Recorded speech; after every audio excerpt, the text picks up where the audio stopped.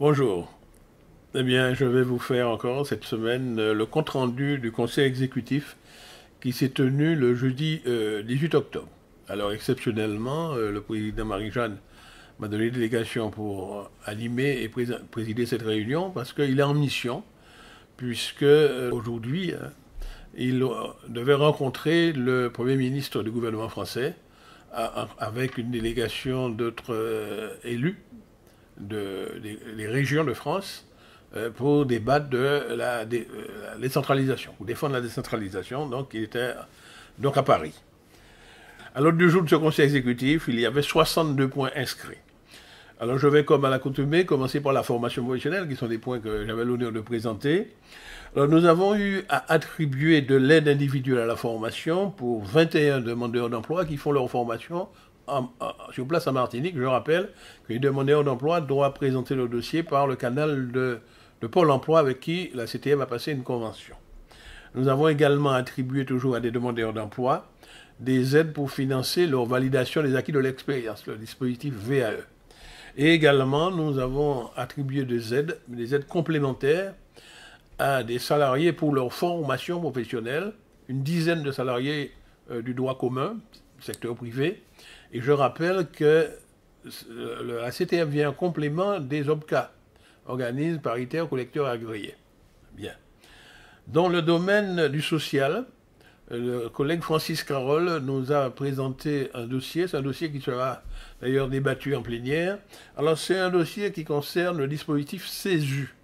CESU, ça signifie chèque emploi du service universel. Alors, ce sont des chèques qui servent à payer deux types de prestations qui sont versées par la CTM dans le cadre d'une convention que nous avons passée avec la Caisse fédérale de sécurité sociale de Martinique. Alors, ces allocations sont l'APA, ça veut dire allocation personnalisée d'autonomie pour les personnes âgées, et le PCH, qui est la prestation de compensation du handicap. Donc, ils sont payés avec des chèques chez eux. Et c'est Francis Carole qui a eu à présenter ce dossier, qui doit aller en plénière, parce qu'il y a une convention transactionnelle à signer avec la sécurité sociale. Dans le domaine du développement économique, il y avait de nombreux dossiers présentés par notre collègue Marinette Torpille, conseiller exécutif en charge du développement économique. Alors d'abord, nous avons examiné des demandes de 125 entreprises pour obtenir des aides à la création d'emplois. Donc nos décisions vont permettre de créer 159 emplois. Et c'est qui comprennent 6 emplois de jeunes cadres, 4 emplois de jeunes, 3 emplois de seniors de plus de 50 ans, qui sont des chômeurs longue durée, 134 autres types d'emplois, et 12 emplois pour création de l'emploi du chef d'entreprise. C'est-à-dire ceux qui créent leur propre entreprise, ils reçoivent une prime pour cela. Donc 159 emplois que notre décision va permettre de créer. Également, toujours dans le domaine économique, nous avons accordé du soutien spécifique à 8 très petites entreprises. C'est un dispositif que nous avons, donc ce sont des aides à l'investissement. Mais également, nous avons attribué des aides pour 2 entreprises en difficulté. C'est des aides à la restructuration. Dans le domaine de l'agriculture, c'est un dossier qui a été présenté par le collègue Louis Boutrin. Alors, il y a une opportunité d'enrichir la banque de terre, d'augmenter les surfaces. Et l'Assemblée de Martinique a déjà donné l'autorisation pour l'acquisition d'un terrain agricole situé sur le territoire de la commune de Saint-Esprit. Il s'agit de l'habitation La Houssane. Donc l'acquisition sera faite par la SAFER et qui va rétrocéder à la CTM pour venir enrichir la banque de terre. Je rappelle que cette banque de terre est composée de terrains agricoles qui sont mis à la disposition avec un bail de location à disposition d'agriculteurs qualifiés ayant un projet, et en particulier des jeunes agriculteurs qui veulent s'installer. Dans le domaine de la gestion des fonds européens, nous avons examiné de nombreux dossiers. Ce sont des dossiers qui sont présentés par le collègue Miguel Laventure, qui a donc en charge ces questions-là. Nous avons attribué des dossiers d'abord du FEADER. Nous avons traité 22 dossiers d'entreprises du secteur agricole, soit pour faire des replantations de vitroplants dans la banane, ou des plantations de canne, ou même de la diversification. Donc 22 exploitations agricoles vont recevoir cette aide du FEADER. Dans le domaine du FEDER, nous avions 2 dossiers qui étaient présentés. L'une concerne la ville de Schœlcher, qui souhaite moderniser son système d'information dans le cadre de la poursuite de la dématérialisation. Vous savez qu'actuellement, tous les actes administratifs devront être dématérialisés, donc les collectivités doivent s'équiper. Alors là, la ville de Schœlcher a sollicité une aide du FEDER et de la CTM, donc nous avons donné un avis favorable, une décision favorable. Également, toujours dans le domaine du FEDER, il y a une entreprise de l'agrotransformation, c'est une entreprise industrielle qui fabrique du jus à partir des fruits tropicaux, des fruits martiniquais. Donc nous avons attribué des aides à l'investissement FEDER plus CTM.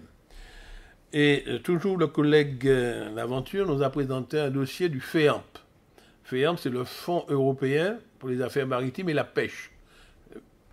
Alors, il s'agissait d'aider un marin-pêcheur. Malheureusement, nous trouvons qu'il n'y a pas assez de dossiers présentés par les marins-pêcheurs. Je leur rappelle qu'il s'agit d'une aide qui est attribuée à 100% par l'Europe. C'est pour compenser les handicaps de la pêche martiniquaise. Mais ce sont des aides qui sont données au prorata des quantités pêchées et commercialisées. Donc il faut que les amis marins-pêcheurs fassent les déclarations des volumes de leur pêche et ils pourront bénéficier de cette aide-là. Alors, toujours présenté par le collègue Laventure, il y a un dossier d'aide de logement. En fait, c'est une société d'économie mixte, la CEMAG, qui a pour projet de construire 39 logements, 29 logements de type LLS et 10 logements de type LLTS. Alors, LLS veut dire logement locatifs sociaux, LLTS, logements locatifs très sociaux. Donc, c'est pour les personnes de conditions modestes. Alors, pour leur permettre à la construction, un prêt est nécessaire. Donc, la CEMAG a sollicité la CTM en garantie. Alors, cette question sera présentée prochainement en plénière, puisque c'est notre plénière qui donne l'autorisation de passer ce type de convention de garantie pour permettre à la CEMAG d'avoir un prêt. Dans le secteur culturel, c'est un secteur où les dossiers sont présentés par notre collègue Marie-Hélène Lérotin, conseiller exécutif en charge de la culture. Nous avions 3 dossiers. Donc nous avons accordé des aides à 3 associations culturelles. L'association martiniquaise des enseignants de langue, une association qui s'appelle Chelsea Film Festival, qui doit participer à un festival à New York et présenter à la fois des films martiniquais et des producteurs martiniquais doivent y aller. Donc nous avons donné une aide pour ça. Et également une association qui s'appelle Arts Motion, pour laquelle nous attribuons une aide. Voilà les dossiers. Alors, je voulais quand même, pour conclure, pour dire qu'il y a un dossier qui a été présenté par le collègue Louis Boutrin. C'est le lancement de l'élaboration du schéma territorial de la mobilité et des transports. Alors, c'est un schéma qui va s'intégrer dans un grand plan que nous appelons le PADMA, qui est en cours d'élaboration. C'est un plan d'aménagement et de développement durable de Martinique. Et il y a de nombreux schémas qui se déclinent, dont le schéma territorial de mobilité et de transport, mais également le schéma territorial d'investissement routier de Martinique, le CIRM, schéma territorial d'investissement routier de Martinique, d'infrastructures routières, et qui est déjà en cours d'élaboration, et c'est une planification de toutes les infrastructures routières sur les 20 prochaines années, 2017-2027. Donc là, c'est un schéma de plus pour bien déterminer notre stratégie dans laquelle notre politique va se dérouler. Alors, toutes ces questions-là, ce sont des questions qui sont présentées en plénière pour qu'on puisse le lancer, puisque c'est une co-élaboration de ces schémas avec de nombreuses institutions. Voilà ce que je peux dire en résumé du conseil exécutif qui s'est tenu ce 18 octobre 2018. Merci et à la prochaine.